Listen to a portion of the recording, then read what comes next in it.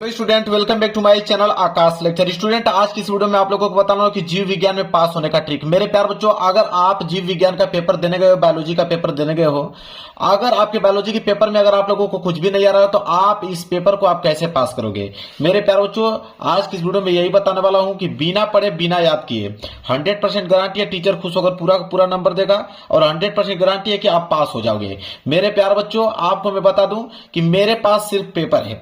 आप देख पा रहे हो कि यहाँ पे 2026 बोर्ड का मेरे पास पेपर है और इस पेपर को मैं खुद अपने हाथों से इस बोर्ड एग्जाम की कॉपी पे सॉल्व करके दिखाने वाला हूं, बिना पढ़े बिना याद किए। मेरे प्यारों, अगर हम बात करें तो जीव विज्ञान 70 नंबर का जो पेपर है आप लोगों का, तो कम से कम अगर हम बात करें तो आपका 40 से लेकर 45 नंबर आप बिल्कुल आसान से ला पाओगे।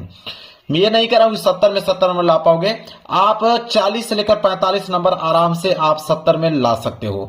जो मैं ट्रिक आप लोगों को बताने वाला हूं, मैं हर साल वीडियो बनाता हूं, अगली बार भी वीडियो बनाया था, 5 लाख बच्चों ने प्यार दिया था। आप जाके वीडियो मेरे चैनल पे देख सकते हो, 5 लाख बच्चों ने इस वीडियो को देख के गया था। बहुत सारे बच्चों का कमेंट था कि नहीं सर, जो आपने ट्रिक बताया था बिल्कुल। मैं कह रहा हूं ना कि बिना पढ़े बिना याद किए, मतलब ये नहीं कहूंगा आप लोगों को कि पढ़ के जाना है। डायरेक्ट आप एग्जाम में बैठ गए हो, आपके पास पेपर आ गया है और इस पेपर को आपको किसी कीमत पे सॉल्व करना ही है, तो आप कैसे सॉल्व करोगे। मेरे प्यारे बच्चों, देखिए मैं सबसे अगर आप पहले बात करूं तो यहाँ पे बहुविकल्पीय प्रश्न दिया गया है। सबसे पहले क्या दिया हुआ है, बहुविकल्पीय प्रश्न है। एक बात मैं आप लोगों को बता देता हूं कि जो ऑब्जेक्टिव प्रश्न का ट्रिक क्या होता है। देखिए, अगर मैं आपको हकीकत में बताऊं तो कोई ऐसा ट्रिक ही नहीं है जो ऑब्जेक्टिव क्वेश्चन को सॉल्व कर पाए। हाँ, कुछ चीजें ऐसे हैं जो कि ऑप्शन के ऊपर डिनोट करते हैं, वो होता है 5%। 5% कुछ ऑप्शन ऐसे बन के आते हैं, मैं थोड़ा आपको डिस्कस कर देता हूं। जैसे पहला नियम ये कहता है कि अगर आपके पास 4 ऑप्शन है, अगर इन चारों ऑप्शनों में से कोई ऑप्शन अगर आपको दिखे कि इनमें से सभी, कोई ऑप्शन अगर आपको दिखे कि इनमें से सभी, तो अधिकतर मेरे प्यार जो वाला ऑप्शन क्या होता है आप लोगों का सही होता है। दूसरा नियम ये कहता है कि अगर आ जाए कि इनमें से कोई नहीं, इनमें से कोई नहीं, अगर कोई आ जाए चारों में से कोई ऑप्शन, तो अगर हम बात करें अधिकतर यही वाला ऑप्शन जो होता है सही होता है 90%। अगर तीसरा ये दे दे इसमें से कि ए और बी दोनों सही हैं, होता है ना कोई ऑप्शन कि ए और बी दोनों सही हैं, ऐसे जब दे दे तो यही वाला ऑप्शन सही होता है। लेकिन मैंने क्या कहा कि 5% ऐसे केस में ऑप्शन बनते हैं, बाकी 95% केस में ऑब्जेक्टिव क्वेश्चन में चारों के चारों ऑप्शन यहाँ पे क्या होते हैं, अलग होते हैं। जैसे बोला यहाँ पे कि टेपिटम परत का कार्य होता है। अब यहाँ पे देखिए चारों ऑप्शन अलग हैं, ये वाला ऑप्शन अलग, ये वाला ऑप्शन अलग, ये वाला ऑप्शन अलग, ये वाला ऑप्शन अलग। तो अब कौन सा ट्रिक लगाए, तो मैं आपको बता देता हूं। ऑब्जेक्टिव में जो ट्रिक आप लोगों को मेरे प्यार बच्चों लगाना है, वो यह ट्रिक लगाना है कि इन चारों ऑप्शनों में से किसी भी ऑप्शन पे आप क्लिक करते जाइए। आपका मन कर रहा है तो ए पे कीजिए, आपका मन कर रहा है तो बी पे, आपका मन कर रहा है सी, आपका मन कर रहा है डी। लेकिन इनमें भी अगर हम बात करें तो ए और सी जो है ऑप्शन ज्यादातर सही होता है। तो ऑब्जेक्टिव क्वेश्चन में कोई आप लोगों के लिए बता देगा कि मैं ट्रिक बता दूंगा आप 100 में 100 ऑब्जेक्टिव क्वेश्चन सही कर पाओगे, नहीं। आपको कुछ बेसिक नियम है, उन्हीं को फॉलो करना पड़ेगा, अन्यथा आपको तुक्का लगाना पड़ेगा। अगर तुक्का आप लगाते हो, मान लीजिए कि 5 प्रश्न है, ठीक है, टोटल 5 प्रश्न है, 5 में से 2 सही हो गया तो बहुत बड़ी बात है, ठीक है। मेन चीज होता है यहाँ पे आप लोगों का अति लघुत्तरीय प्रश्न, यह होता है आप लोगों को सॉल्व करने के लिए। देखिए बायोलॉजी में 5 ही प्रश्न आते हैं ऑब्जेक्टिव प्रश्न का, तो 5 प्रश्न ऑब्जेक्टिव प्रश्न का बनता है। अगर आप तुक्का भी लगाते हो मेरे प्यार बच्चों तो 2 आपके तो सही हो ही जाएंगे, तो 2 सही हो जाएंगे, मतलब 5 में से 2 नंबर आपको ऑब्जेक्टिव क्वेश्चन का मिल गया। मेन चीज होता है यहाँ पे। और बाकी यार जो 65 नंबर का क्वेश्चन होता है वो होता है लिखने वाला। तो मैं आप लोगों को लिखने वाला क्वेश्चन बताने वाला हूं। जैसे मेरे प्यार बच्चों, मान के चलिए ये आ गया आपका प्रश्न संख्या दूसरे का क। दूसरे का क प्रश्न है यहाँ पे कि शुक्राणुओं को पोषण प्रदान करने वाली कोशिकाओं के नाम लिखिए। अब मेरे प्यारे बच्चों, आपको तो मालूम है नहीं कि शुक्राणुओं को पोषण प्रदान करने वाली कोशिकाओं के नाम क्या है, तो आप इसको कैसे लिखोगे कि एग्जामिनर आपको पूरा का पूरा नंबर देगा। देखिए सबसे पहला जो आप लोगों को काम करना है वो है मेरे प्यार जो हेडिंग। सबसे पहले तो हेडिंग आप डालोगे। जैसे अति लघुत्तरीय प्रश्न था तो आप लिखोगे यहां पे कि अति लघु उत्तरीय प्रश्न। जो मेन हेडिंग है मेरे प्यार उसको तो हेडिंग आपको बनाना ही पड़ेगा। जैसे आप कौन सा प्रश्न कर रहे हो, अति लघु उत्तरीय प्रश्न कर रहे हो, उसमें भी आप प्रश्न संख्या दूसरे का क कर रहे हो, तो एक लाइन का गैप छोड़कर आप यहां डालोगे कि प्रश्न उत्तर संख्या दूसरे का क। प्रश्न उत्तर संख्या दूसरे का क, यहां पे आपको ऐसे हेडिंग डालोगे और स्केल की सहायता से इसके नीचे कर दोगे आप अंडरलाइनिंग।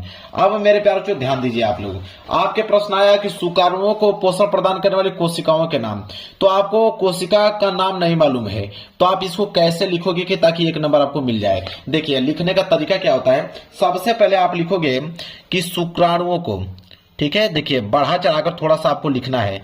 आप लिखोगे कि शुक्राणुओं को, ऐसे लिखना है जिस प्रकार मैं लिख रहा हूं कि शुक्राणुओं को पोषण प्रदान करने वाले, शुक्राणुओं को पोषण प्रदान करने वाले, पोषण प्रदान करने वाले कोशिकाएं, कोशिकाएं। अब कोशिकाएं तो आपने बोल दिया लेकिन कोशिकाएं का नाम मालूम नहीं है, तो शुक्राणुओं को पोषण प्रदान करने वाले कोशिकाएं के नाम, अब कौन कौन से नाम है, ठीक है, नाम तो आपको मालूम नहीं है। अब मेरे प्यारे बच्चों आपको बता दूं कि शुक्राणुओं को पोषण प्रदान करने वाली कोशिका का नाम होता है सर्टोली कोशिकाएं, ठीक है, क्या होता है, सर्टोली कोशिकाएं। अब बहुत सारे बच्चे कमेंट करेंगे सर आपको तो मालूम है तो आपने लिख दिया, और जिनको नहीं मालूम रहेगा वो क्या करेंगे, वो कैसे लिखेंगे, तब मैं बताता हूं। देखिए शुक्राणुओं को पोषण प्रदान करने वाली कोशिकाओं के नाम है सर्टोली कोशिकाएं। अब ट्रिक क्या होता है, ट्रिक समझिए, अगर आपको ना मालूम चले कि सर्टोली कोशिका होता है, अब कौन सा ट्रिक लगाओगे, तो ट्रिक यह कहता है कि आप जिस भी कोशिका का नाम मालूम है वो कोशिका लिख दो। अगर आपको माइटोकांड्रिया मालूम है कोई दिक्कत नहीं, आप इसका डायरेक्ट नाम लिख दीजिए कि माइटोकांड्रिया, माइटोकांड्रिया होता है, इस कोशिका का नाम लिख दीजिए। अगर यह नहीं मन कर रहा है तो आप रसधानी लिख दीजिए कि रसधानी है, रसधानी, ठीक है, नहीं तो आप राइबोसोम लिख दीजिए, ये भी तो कोशिका का नाम ही है, राइबोसोम, राइबोसोम लिख दीजिए, ठीक है, या तो आप लाइसोसोम लिख दीजिए, या तो आप लाइसोसोम लिख दीजिए। अब इससे दिमाग आपका क्या खुला कि अगर यहाँ पे कोशिका का नाम पूछा है कि शुक्राणुओं को पोषण प्रदान करने वाली कोशिका का नाम सर्टोली कोशिका होता है, सर्टोली कोशिका नहीं मालूम है, माइटोकांड्रिया कोशिका लिख दीजिए, या तो रसधानी लिख दीजिए, या तो राइबोसोम लिख दीजिए, या तो लाइसोसोम लिख दीजिए, आपको नंबर मिलना ही है, इसमें कोई दिक्कत नहीं है मेरे प्यारे बच्चों। इस प्रकार आपको क्वेश्चन करना है। चलिए कोई दिक्कत नहीं है, आगे और प्रश्न देखेंगे ताकि कॉन्फिडेंस बना रहे आप लोगों का। मान लीजिए ये वाला प्रश्न आ गया कि एमटीपी और जेडआईएफटी का पूरा नाम लिखिए, ठीक है, तो जब भी आप लोगों का फुल फॉर्म वाला आएगा ही आएगा कि इसका फुल फॉर्म नाम लिखिए, तो जब भी फुल फॉर्म आ जाए उसका मैं रामबाण ट्रिक बताने वाला हूं मेरे प्यारे बच्चों। देखिए कैसे, सबसे पहले ख वाला कर रहे हो तो यहाँ पे आपको डाल देना है कि प्रश्न उत्तर संख्या दूसरे का ख, हेडिंग आपको डालना बहुत ही काफी कंपलसरी मेरे प्यारे बच्चों। तो प्रश्न उत्तर संख्या दूसरे का ख कर रहे हो, कोई दिक्कत नहीं, आप यहाँ डाल लो कि दूसरे का ख आप कर रहे हैं, स्केल की सहायता से इसके नीचे आप कर दो अंडरलाइनिंग, ठीक है। अब पूरा नाम पूछा है तो आप लिखोगे यहाँ पे कि एमटीपी, एमटीपी का पूरा नाम, ये हेडिंग होगा आपका, एमटीपी का पूरा नाम, इसके बाद नीचे एक लाइन का गैप छोड़ के यहाँ पे जिफ्ट, जेडआईएफटी का पूरा नाम, फुल फॉर्म पूछा है, पूरा नाम का मतलब होता है फुल फॉर्म। देखिए कैसे लिखेंगे, अब मेरे प्यारे ध्यान दीजिए आप लोग, जैसे एमटीपी का पूरा नाम लिखना है तो एम का फुल फॉर्म क्या होगा, मतलब कोई भी आपको लिखना है वो एम से ही स्टार्ट होना चाहिए। जैसे मेडिकल, एम से आपने कर दिया मेडिकल, अगर मेडिकल के अलावा कोई और भी दूसरा नाम लिखना चाहते हो तो यहां एम से ही स्टार्ट करो, मेडिकोर लिख दो, ठीक है, मेडिफाई लिख दो, मतलब कुछ भी लिखना है लेकिन एम से ही स्टार्ट होना चाहिए। जैसे मैंने यहाँ एम का मतलब मेडिकल लिख दिया, टी का मतलब क्या लिखेंगे, तो यहाँ पे आप ट्रांसफर लिख सकते हो या तो टर्मिनेशन, इसका रियल नेम होता है टर्मिनेशन। अब मेरे प्यारे बच्चों मैं तो मालूम है मैं टर्मिनेशन लिख दिया, आपको ना मालूम चले तो आप टी से कुछ भी लिख दो, ट्रांसफर लिख दो, ठीक है, टर्मिनेशन हो गया। और भी कोई वर्ड लिखो जो टी से स्टार्ट हो, तो यहां मेडिकल टर्मिनेशन ऑफ पी से प्रेगनेंसी, पी से क्या हो जाएगा यहाँ पे प्रेगनेंसी। अगर ना मालूम चले तो आप पी से कोई भी वर्ड लिख दीजिए, कोई दिक्कत नहीं है। इसी तरह जिफ्ट का पूरा नाम, तो जैसे जेड है तो जेड से हो जाएगा जाइगोट, यहाँ पे मैंने लिख दिया जाइगोट। ना मालूम चले आपको तो जेड से कोई भी वर्ड यहां बनाकर लिख दीजिए। इसी तरह आई से क्या होता है इंट्रा, आई से क्या हो जाएगा इंट्रा, और एफ से फेलोपियन, फेलोपियन, फेलोपियन मतलब जाइगोट इंट्रा फेलोपियन। बचा आपका टी, टी से मैंने यहाँ पे ट्रांसफर लिख दिया, ट्रांसफर, ट्रांसफर हो गया, फुल फॉर्म बन गया भाई। तो ऐसे आपको कम करना है। फुल फॉर्म का मतलब यही होता है कि जैसे एम से स्टार्ट कर रहे हो तो एम से यहां पे स्टार्ट होना चाहिए। टी का कोई भी वर्ड लिख रहे हो मतलब टी से वो स्टार्ट होना चाहिए, टर्मिनेशन। पी से लिख रहे हो तो पी से जैसे प्रेगनेंसी, आप कुछ भी वर्ड लिखो लेकिन पी से स्टार्ट होना चाहिए। समझ में आ गया ना? तो ये होता है फुल फॉर्म लिखने का तरीका मेरे प्यारे बच्चों। चलिए 2 नंबर वाले भी प्रश्न देख लेते हैं। जैसे मान लीजिए लघु उत्तरीय प्रश्न पहला कर रहे हो, जिसमें से प्रश्न संख्या तीसरे का क आ गया। ठीक है, तो तीसरे का क आ गया तो सबसे पहले तो आप हेडिंग बनाओगे कि प्रश्न उत्तर संख्या तीसरे का क। प्रश्न उत्तर संख्या तीसरे का क है तो आप लिखोगे तीसरे का क, और ऊपर आपको हेडिंग डाल देना है यहां पे ऊपर कि लघु उत्तरीय प्रश्न फर्स्ट। ऊपर आपको लिख देना है यहां पे कि लघु उत्तरीय प्रश्न फर्स्ट। ठीक है, ऐसे आपको लिख देना है। एक लाइन का गैप छोड़कर ये वाला लिखिएगा, प्रश्न उत्तर संख्या तीसरे का क। ये हेडिंग आपने डाल दिया। तीसरे का क क्या बोला है उसको देख लेते हैं। बोला है कि अफीम क्या है, या किस पौधे से प्राप्त होता है, 2 नंबर। तो मेरे प्यार बच्चों आपको मालूम है अफीम क्या होता है। तो अफीम एक क्या है, नशीला पदार्थ है जिससे नशा होता है। तो आप लिखोगे यहां पे कैसे इसका उत्तर लिखोगे कि अफीम एक नशीली पदार्थ है, ऐसे लिखोगे। अफीम एक नशीली पदार्थ है। ठीक है, नशीली पदार्थ है। यह किस पौधे से प्राप्त होता है, तो आप लिख दोगे यह पोस्त नामक पौधे से प्राप्त होता है।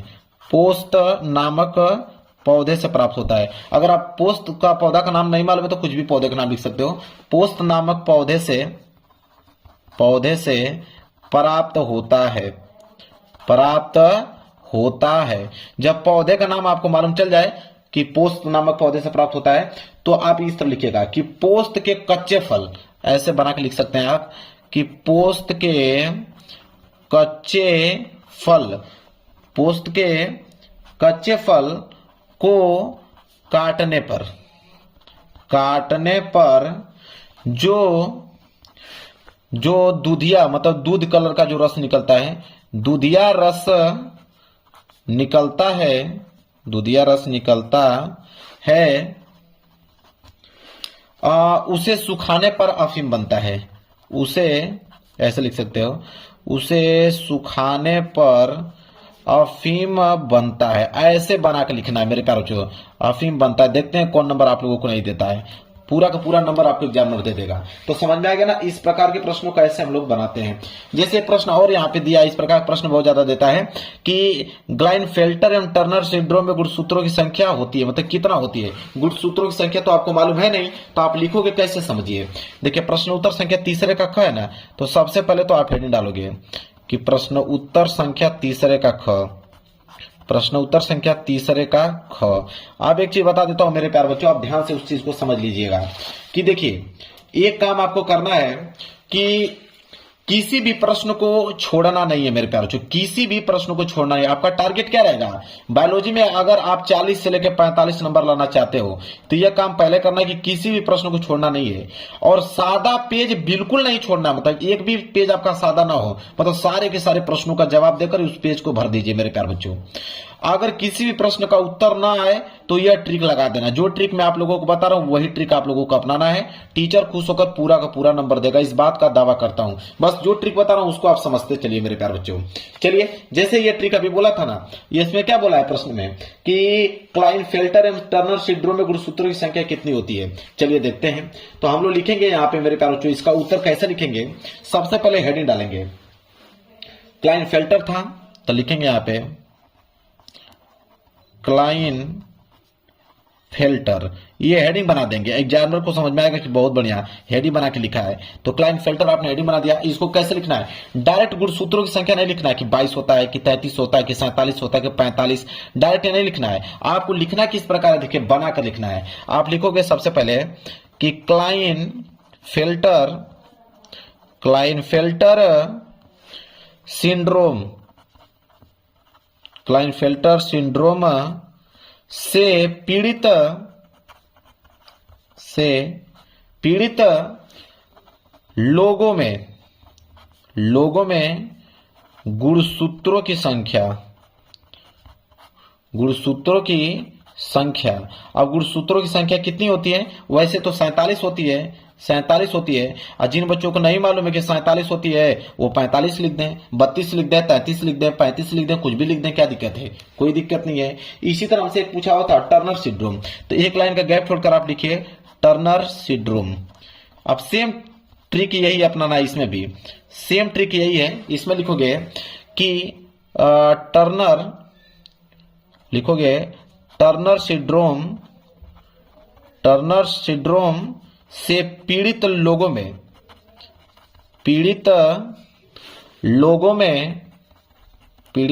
में गुणसूत्रों की संख्या।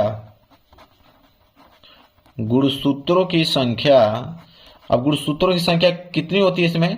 तो इसमें गुणसूत्रों की संख्या होती है मेरे प्यारे बच्चों 45 होती है। कितनी होती है? उससे 2 कम होती है, 45 होती है। जिन बच्चों को नहीं मालूम है 35 लिखे, 33 लिखे, 38 लिखे, कोई दिक्कत नहीं है। तो लो भाई, क्लाइनफेल्टर का भी जवाब मैंने दे दिया, टर्नर सिंड्रोम का भी जवाब दे दिया। समझ में आ गया आप लोगों को? यह काम आप लोगों को करना है मेरे प्यारे बच्चों। चलिए कुछ प्रश्न और देख लेते हैं इसमें। चलिए मान लेते हैं कि ये वाला प्रश्न अगर आपके एग्जाम में दे दे कि प्रतिजैविक क्या है कि निर्दोष सूक्ष्म जीवों के नाम लिखिए जिनका प्रयोग प्रतिजैविक के उत्पादन में किया जाता है। अब इस प्रश्न का जवाब आप कैसे दोगे मेरे प्यारे बच्चों कि प्रतिजैविक क्या है? देखिए प्रश्न उत्तर संख्या तीसरे का घ है, तो सबसे पहला जो काम करना है वो आपका हेडिंग का। तो सबसे पहले तो हेडिंग आप डालोगे कि प्रश्न उत्तर संख्या तीसरे का घ, तो आप लिखोगे तीसरे का घ, प्रश्न उत्तर संख्या तीसरे का घ। क्या बोला है कि प्रतिजैविक, तो पहली हेडिंग तो हम डालेंगे प्रतिजैविक। हमें नहीं मालूम है कि प्रतिजैविक क्या होता है, उसका उत्तर हम लोगों को लिखना ही लिखना है। कैसे लिखोगे? देखिए तो प्रतिजैविक में आप लिख सकते हो कि लिखिएगा जैविक में तो रासायनिक पदार्थ होता है, तो आप लिखिएगा वे रासायनिक पदार्थ, ऐसे बना के आप लिख सकते हो कि वे रासायनिक पदार्थ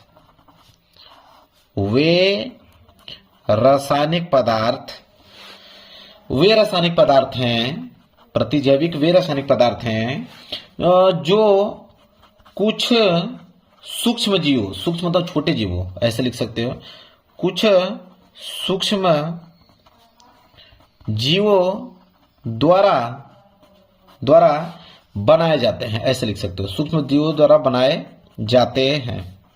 जाते हैं। और क्या करता है वो रोग उत्पन्न करने वाले बैक्टीरिया को रोकता है। लिख सकते हैं कि वे रोग उत्पन्न करने वाले बैक्टीरिया, जिसे हम लोग जीवाणु बोलते हैं, करने वाले जीवाणु लिख सकते हो या बैक्टीरिया भी लिख दोगे, कोई दिक्कत नहीं है। उत्पन्न करने वाले जीवाणु को रोकता है उसके वृद्धि में मतलब उसकी जनसंख्या को रोकता है। वृद्धि में क्या करता है? रोकता है। और क्या करता है? उन्हें खत्म करता है या नष्ट करता है, और उन्हें नष्ट कर देता है, ऐसे बनाकर आपको लिख देना, नष्ट कर देता है। और आपसे पूछा था इसमें कि निर्दोष सूक्ष्म जीवों के नाम लिखिए, तो 2 सूक्ष्म जीवों के नाम लिखना है जो कि आपको मालूम है नहीं, तो आप लिख सकते हो कि पहला पेनिसिलियम, क्या लिख सकते हो? पेनिसिलियम। और इसको इसमें इस तरह लिख देना कि इसमें जो होता है, ऐसे लिखेगा, इसमें पेनिसिलिन बनता है, इसमें पेनिसिलिन बनता है, ऐसे लिख दीजिएगा। और दूसरा यहां पे लिख दीजिएगा, यहां पे कुछ भी बनाकर, जैसे स्ट्रेप्टोमाइसिस, ठीक है, स्ट्रेप्टोमाइसिस। आपका मन करे मेरे प्यारों चो तो उसमें कुछ भी ग्लाइस्टोमाइसिस ऐसे बना सकते हो, ठीक है। तो स्ट्रेप्टोमाइसिस में लिखेगा कि इसमें जो होता है स्ट्रेप्टोमाइसिन बनता है, ऐसे लिख सकते हो बनाकर, स्ट्रेप्टोमाइसिन बनता है। लो भाई, इसका भी आंसर यहाँ पे कंप्लीट हो गया। कुछ भी याद है? कुछ भी मैं अपने से बना कर लिख रहा हूं मेरे प्यारे बच्चों, मैं सब कुछ अपने से बना कर लिख रहा हूं। यहाँ पे देखिए कैसे कैसे नंबर मिल रहे हैं मेरे प्यारे बच्चों, समझ में आ गया। इसके बाद मेरे प्यारे बच्चों देखिए, आपको काम करना क्या है कि अगर कोई चित्र ना आए तो यह ट्रिक लगा देना, पूरा का पूरा नंबर मिलेगा मेरे प्यारे बच्चों। देखिए चित्र की अगर हम बात करें, जैसे यहाँ पे इस पेपर में दिया भी, मैं दिखा देता हूं आप लोगों को। जैसे यहाँ पे बोला है कि प्रश्न 7वां देख लीजिए कि मनुष्य के नर जनन तंत्र का वर्णन कीजिए, शुक्राणु निर्माण की क्रिया को समझाइए। अब मैं एक चीज बता देता हूं, आज से ही पेपर से अगर एक दिन पहले भी देख रहे होगे ना इस वीडियो को, तो एक चीज मेरा ध्यान से आप लोग नोट कर लेना कि चित्र की अगर हम बात करें मेरे प्यारों बच्चों, तो एक होता है नर जनन तंत्र, नर जनन तंत्र नोट कर लो, नर जनन तंत्र, और एक होता है मादा जनन तंत्र, मादा जनन तंत्र नोट कर लो अभी, मादा जनन तंत्र। और डीएनए का भी यहां पे फिगर पूछ लेता है, डीएनए के साथ आरएनए भी जोड़ लीजिएगा। इसके बाद माइटोकॉन्ड्रिया, माइटोकॉन्ड्रिया मेरे प्यारे बच्चों, माइटोकॉन्ड्रिया का चित्र पूछता है। इसके बाद मेरे प्यारे बच्चों शुक्राणु के, मनुष्य का शुक्राणु जो होता है उसका चित्र पूछता है, अंडाणु का चित्र पूछ लेता है, ठीक है। साथ ही साथ परागण पूछ लीजिएगा, परागण आप नोट कर लीजिए, परागण और बीजांड, मतलब यही गिने चुने जो है चित्र हैं, इनके अलावा कोई चित्र नहीं आता मेरे प्यारे बच्चों। तो अगर एग्जाम के एक दिन पहले भी देख रहे होंगे तो एक एक नजर फेर लीजिएगा इन चित्रों पे, एक एक नजर अगर आप फेर लोगे तो आप बनाकर किसी न किसी तरह उनका चित्र पूरा कर दोगे मेरे प्यारे बच्चों। इनके अलावा कोई चित्र आपके पेपर में नहीं आता है, मतलब 99% चित्र की अगर हम बात करें तो इनको सबसे ज्यादा पूछा जाता है, चित्र की अगर हम बात करें तो। समझ में आ गया। इसके बाद मेरे प्यारे बच्चों ध्यान दीजिए, इसके बाद है कि एग्जाम वाले दिन, देखिए जिस दिन एग्जाम है, मतलब मान लीजिए कि कल एग्जाम है आप लोगों का, तो क्या करोगे, तो एग्जाम वाले दिन सिर्फ ज्यादा दीर्घ उत्तरीय प्रश्न पढ़े वह चित्र देखें। देखिए दीर्घ उत्तरीय 6 नंबर वाले प्रश्न होते हैं, अगर दीर्घ उत्तरीय प्रश्न अगर आपने पढ़ दिया तो उसी में से अति लघु उत्तरीय और लघु उत्तरीय प्रश्न उसी को छोटा करके पूछा जाता है। तो अगर एक बार डिटेल में अगर आपने दीर्घ उत्तरीय पढ़ लिया तो 2 नंबर वाले प्रश्न, 1 नंबर वाले प्रश्न, 3 नंबर वाले प्रश्न का जवाब आप आसानी से दे पाओगे। तो ज्यादातर जिस दिन पेपर है उस दिन दीर्घ उत्तरीय ही प्रश्न सिर्फ पढ़ के जाएं, जिससे आपको कीवर्ड मिलेंगे। अगर लॉन्ग क्वेश्चन पढ़े रहोगे तो उसमें कीवर्ड आपको मिलेंगे, उन्हीं कीवर्डों की मदद से आप सारे के सारे प्रश्नों का जवाब दे दोगे और आप आंसर लिख लेंगे मेरे प्यार बच्चों। 1 नंबर एग्जाम में नहीं काट सकता है, तो यह काम आप लोगों को करना है मेरे प्यार बच्चों, ठीक है। जैसे मान लीजिए कि यह प्रश्न दे दिया, देख रहे हैं जीवन की उत्पत्ति से आप क्या समझते हैं, यहाँ पे ऑस्ट्रेलोपिथेसिन जैसे आदिमानव से क्या समझते हैं, संक्रामक रोग से क्या समझते हैं, डरनीवाद से क्या समझते हैं, ये सब 3-3 नंबर वाले प्रश्न हैं। इन सब का जवाब आप दे पाओगे मेरे प्यार बच्चों, सिर्फ एक बार दीर्घ उत्तरीय प्रश्न पढ़ लोगे तो। समझ में आ गया। यह ट्रिक आप अपनाकर मेरे प्यार बच्चों आप 70 नंबर का जो पेपर है उसमें 40 से लेकर 45 नंबर आप आसानी से गेन कर पाओगे।